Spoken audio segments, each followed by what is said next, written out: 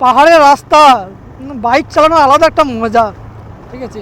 Speed যাবে না কিন্তু মজাটাই আলাদা। সাথে ঝর্ণা, এগুলো সব ঝর্ণার জল, পাহাড় থেকে গা ঘেঁষে যে ঝর্ণা, সেই ঝর্ণা জলই বয়ে আসছে। আমরা এখন পাহাড়ের নিচু হয়ে যাচ্ছি। সামনে হচ্ছে বিহারীনাথ।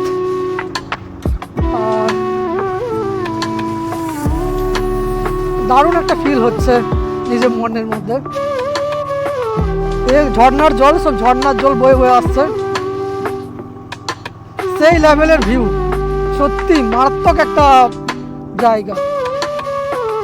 আমি সবাই আমাদের বাঁকুড়াবাসীকে বলতে চাই যে বাঁকুড়ায় বাস করবো আর আমরা সালতোরা বিহারীনাথ আসবো না, হয় না। তো একটু সময় করে আসার চেষ্টা করবে সবাই। খুব ভালো একটা মানে কী বলবো জায়গা দেখার মতো। অনেক দূর দূরান্ত থেকে মানুষ এখানে আসে দেখতে। এখান থেকে একটা ছবি নেওয়া যাক। ওই যে দূরে পরপর শুধু একটা পাহাড় না, একের পর এক পাহাড়, যেদিকে তাকাবে সেই দিকে শুধু পাহাড় ছাড়া আর কিছু দেখা যাবে না। সালতোরা মানে হচ্ছে পাহাড় এলাকা। ডান দিকে তাকাবেন তাও পাহাড়। আমি দেখাচ্ছি, এই পাহাড় শুরু হলো, পাহাড় রাস্তা, ডান দিকেও পাহাড়, সোজা পাহাড়, বাঁ দিকেও পাহাড়, পাহাড় ছাড়া কিছু নেই, ঠিক আছে।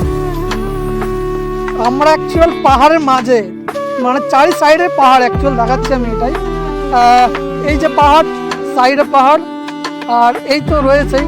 আর আমাদের এখন সবচেয়ে বড় পাহাড় হচ্ছে এই বিহারীনাথ। একটু পাহাড়ের মানে গা ঘেঁষে রাস্তা, বাঁ দিকে বিহারীনাথ পাহাড়। আমাদের বাঁকুড়া মানে উচ্চতায় পাহাড়। এখন জানি না ওঠা যাবে নাকি বর্ষার টাইমে, আর বাকি সময় তো ওঠা যায়। আজকে অনেকটা লেট হয়ে গেল, এখন বাজছে টাইম ঘড়ি কাটা বলে দিচ্ছে 5:49। এখন বর্ষার টাইম তো রাস্তার অবস্থাও খারাপ আছে। এটা মন্দির, আমরা ঢুকবো এবার। মন্দিরের সামনে চলে এসেছি, বাইক রাখতে হবে।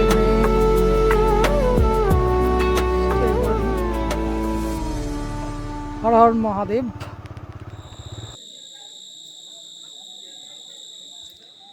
নমস্কার, বিহারীনাথের একটা জিনিস আপনাদেরকে দেখাচ্ছি। এই মন্দিরে প্রবেশ করার আগে জুতো খুলেই প্রবেশ করতে হবে। যারা আসবে তারা অবশ্যই জুতো খুলে পথেই মন্দিরের ভিতরে প্রবেশ করতে পারবে। তো আজকে বাবার মাথায় জল ঢালছে অনেকেরই। এই হচ্ছে বিহারীনাথের মন্দির।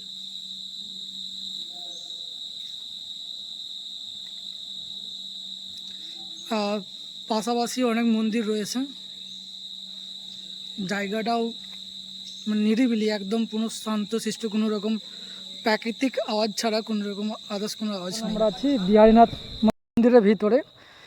এখানে যে মন্দিরগুলো রয়েছে আমি সেইগুলাই দেখাবো। জয় বাবা বিহারীনাথ, একের পর এক মন্দির। এটা হচ্ছে শ্রীবঙ্গ হনুমান মন্দির, হনুমানজির মন্দির। এটা হচ্ছে বিহারীনাথের কালীর মন্দির। এরপরে রয়েছে রাধাকৃষ্ণের মন্দির। এটা রাধাকৃষ্ণের মন্দির। এটা তার পাশেই রয়েছে আমাদের বিষ্ণু মন্দির। মন্দিরে কিছুক্ষণ পরেই আরতি শুরু হবে।